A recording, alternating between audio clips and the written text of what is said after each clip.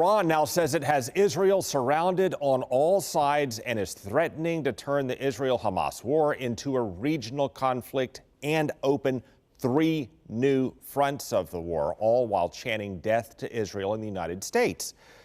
But why? Why would Iran want to do this? Well, to understand how Iran could in fact expand the war in this way and why it carries such hostility toward Israel and the United States, let's go back in time starting in 1953.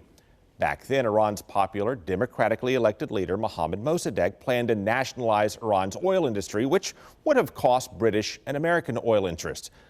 So the CIA supported a coup to overthrow Mossadegh and install an abusive Iranian strongman named the Shah, or called the Shah, who is known for torturing his own people. They talk about psychological and physical torture. Physical, I don't believe. Not anymore. Maybe in the old days, maybe. Well, in the late 1970s, an ailing Shah is overthrown by a radical theocracy led by the Ayatollah Khomeini, who despised Israel and deeply resented the United States' role in installing the Shah. Well, Iranians invaded our embassy and took 52 Americans hostage for more than a year, and that was just the start of a 44-year reign of terror from a regime that does vow death to Israel and America as a weekly routine.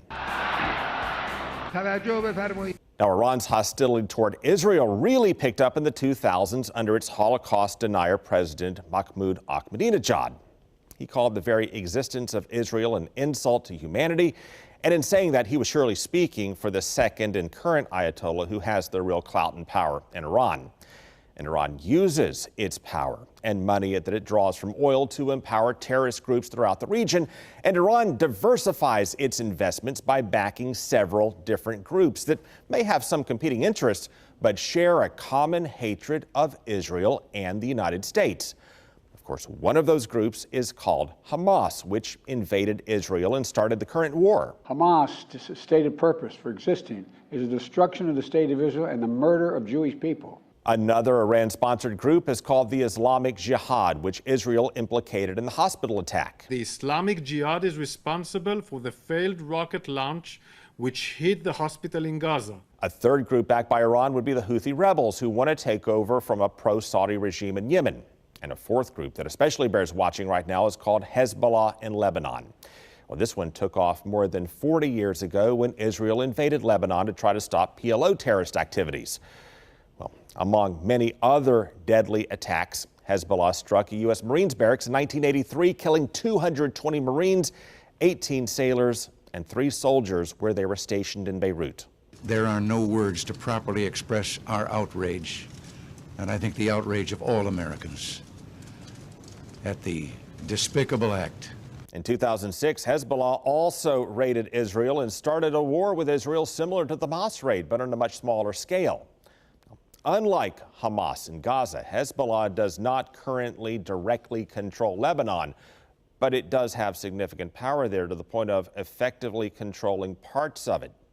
And this is how Iran claims that it now has Israel surrounded with its proxy fighters, including Hamas in Gaza to the west, the Houthi rebels to the south, the Hezbollah fighters in Lebanon to the north, plus Syrian militants to the northeast, as Iran has also backed the brutal Assad regime in Syria.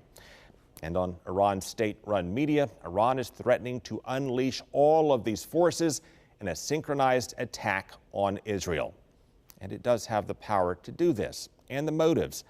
And it's why the United States has sent 2 carrier strike groups, and why the president is pressing Congress for more aid to Israel, while our State Department is urging Americans to get out of Lebanon, and why the Middle East is on the brink of a much larger war.